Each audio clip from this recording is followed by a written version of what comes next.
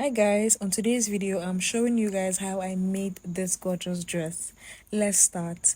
The first thing I'm doing is to indicate my horizontal measurement, my chest line, my underbust line, my waistline, and the length of my upper bodies.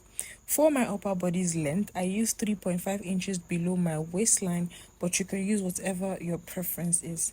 On the shoulder line, I'm going to be marking my shoulder plus sleeve because this dress is cut in form of a kimono and I used 20 inches. The next thing I'm doing is to take my round measurement. I took the quarter of my underbust, quarter of my waist. I also went ahead to take the quarter of my hip minus 1 on the length. Connect the 3 lines.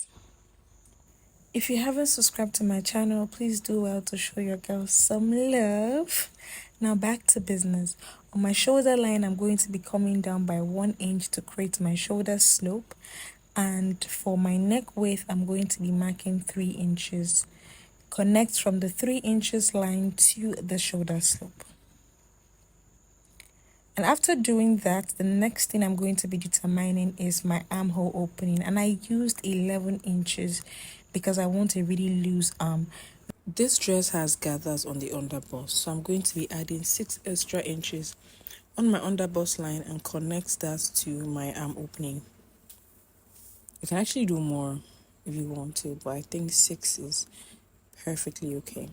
The next thing I'm doing is working on my neckline, and for the neck depth I'm using 7 inches for the back and 8 inches for the front, and the neck width I increase it by extra half an inch, meaning I'm using 3.5 inches.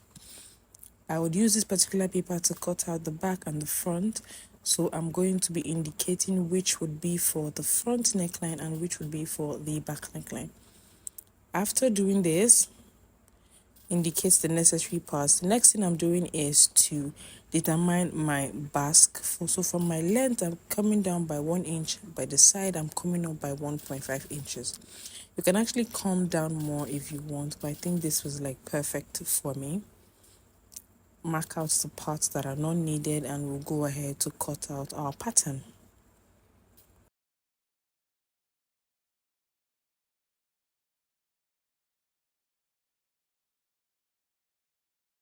And for the neck width, ensure to cut out that of the back first before we deepen it for the front when it's time to cut out the front. This would be my middle part. I went ahead to duplicate it, so I indicated one to be the front and the other one to be the back. Now on the back, I'm going to be doing some modification, which is not really necessary. This effect is to reduce the basque effect at the back. I came up on the waistline by 1 inch. I went ahead to close it off. So like I said, this effect is not necessary, but if you want to, you can try it.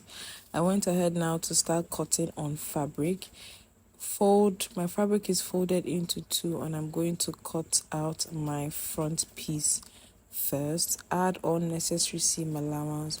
Just have it at the back of your mind that wherever there is a stitch, there is a seam, even if I don't get to like show it.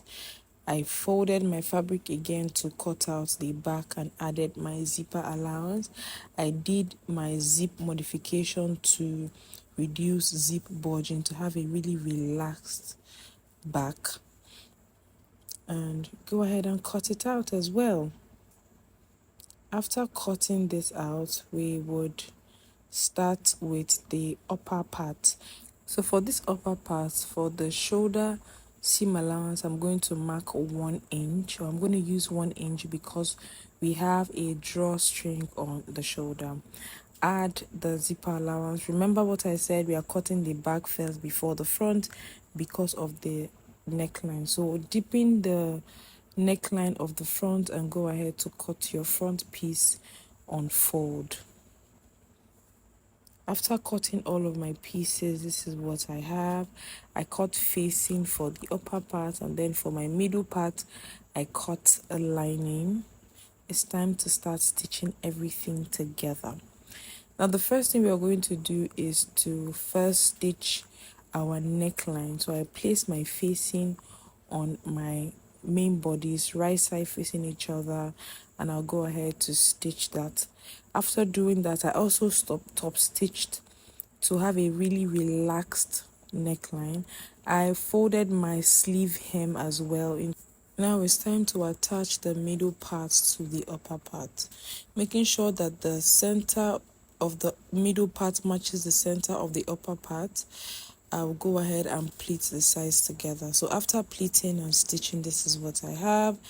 To hide this stitch over here, you would sandwich your lining and your main piece for the middle part in between the front part, if that makes sense, or like you see what I'm doing. So after doing that, this is what we have. I did it for the back and the front, and I went ahead to close off my shoulder with the 1-inch seam allowance, like I said, because we're going to be adding our drawstring to this. I made loops, or straps rather, that would be passed inside the loop for the drawstring effect. Place your strap inside, fold the edge of your shoulder seam inwards a bit by about 1/2 inches, and go ahead to tack it down. Just stitch it down. So after stitching, this is what we have at this point. Our dress is coming together. You should be able to pull your drawstring easily. If it's not easy to pull, then there is something wrong. Fix it. The next thing I'm going to do is to create my gathered part of this dress. Now, to determine the length remaining for this dress, make sure you take a measurement from the side, which is the lowest part of this upper bodice. When you place your tape on your waistline, you just check how many inches is remaining. That's how you would know. I'll use this paper as a sample on how I'm going to be cutting my gathers on fabric, the width and the length. For your width, you're going to be calculating your all-round width and multiply it by 2.5. You can even do 3 if you want. And for the center front, you're going to mark 1 inch. Our basque is 1 inch, so you're going to come down by 1 inch and just connect that in a slanty way into the fabric. This is what you're going to be doing on fabric, okay? If that makes sense. It's very easy. Follow me. So this is my fabric that I'm using.